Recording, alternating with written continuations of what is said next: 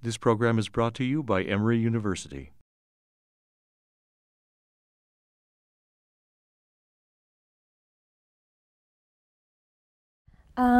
So my name is Mirjam Katzin, and I'm a PhD student at Lund University in Sweden at the Faculty of Law.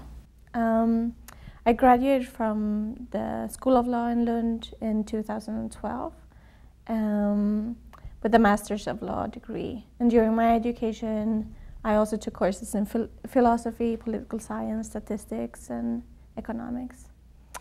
As well as I did an internship at the Swedish Mission to the United Nations headquarters in New York.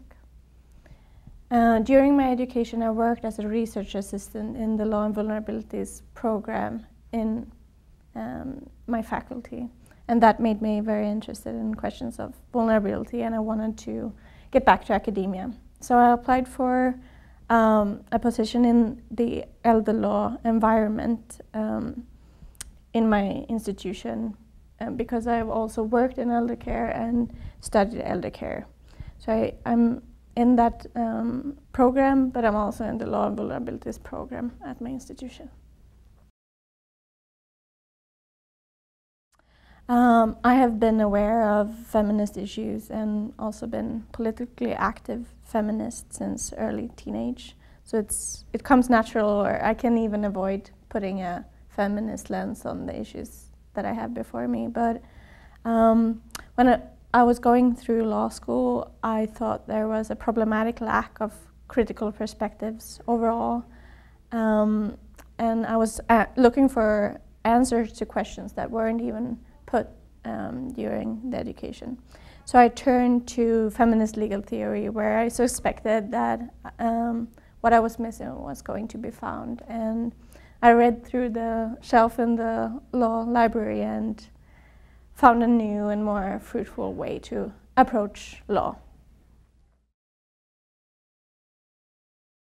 So my research is on the conflict over care choice systems in the Swedish elder care, and that being a part of a bigger change in the welfare state, or a bigger conflict over the welfare state.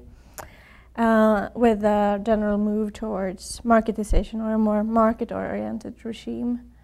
And my starting point is the equality of the system, or the possible conflict between choice and equality. And I think that these changes might be said to be a challenge to the egalitarian system of the Scandinavian welfare model. And so the vulnerability perspective comes in partly by questioning how choice works, that choice is always made within an embedded situation, and that our possibility to take on responsibility for our life situations depends on the assets that we have at hand and the social and institutional context in which we live. And also, I think that the vulnerability perspective points out that how the citizenship ideal is based on an autonomous subject as opposed to a vulnerable subject, where the state recognizes that we are complex and vulnerable, embedded and embodied. Instead, it focuses on us as autonomous, self-preserving subjects. Furthermore, I think that the vulnerability perspective offers a very good critique of the public-private divide in law as a social constructions with certain problems, which is evident when you look at care as a research area. So when analyzing the discourse on freedom of choice reforms, it becomes clear that they rest on a view of the citizen as an autonomous legal subject rather than a vulnerable, and that the care choice systems presumes an individual who is active, who takes on responsibility for his or her own life, and that protect themselves in relation to the market, or by exercising choice in relation to the market. And as Martha Feynman has pointed out, this autonomy and self-preserving task is more easily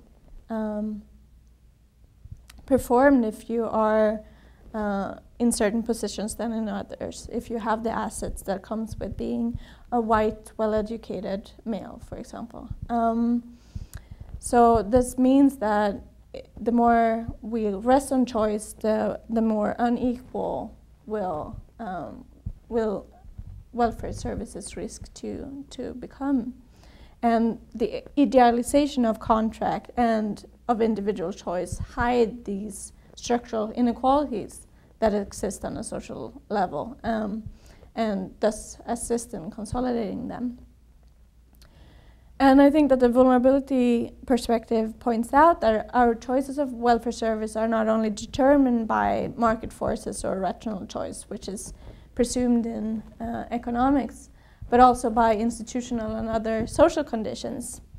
And so the promotion of values such as freedom of choice risk enhancing the benefits of for already resourceful individuals who can use their economic and institutional, social, cultural, bodily, etc. assets to ensure that they get the most out of the welfare state.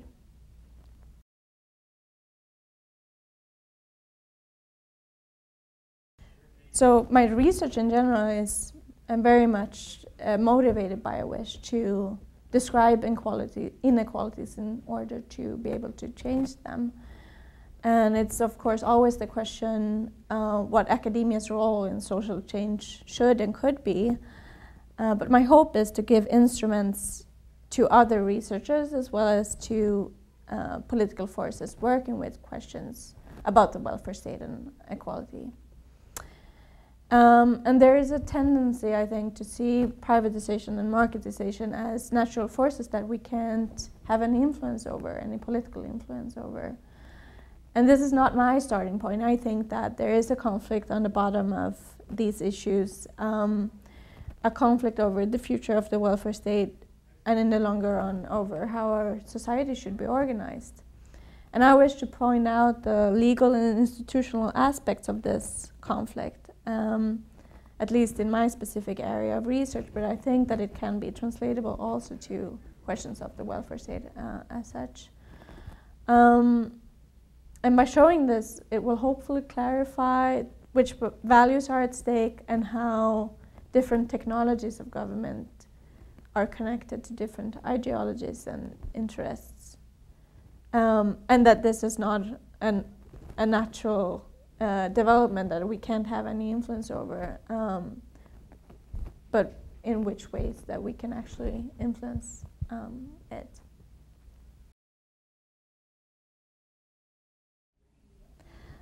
It's very inspirational to work in an environment of researchers who are driven by a wish to social change in their research, as is the case in feminist legal theory, of course.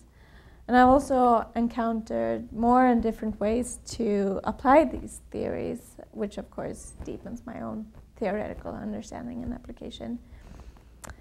I think also from a Scandinavian viewpoint that it is fruitful to more closely encounter an American perspective of welfare and ways to regulate care work as a background to this earlier mentioned conflict over the future of the welfare state, and to understand that as is the situation here with a weak welfare state, private responsibility rather than public, and strong corporate influence over the public sphere or public operations.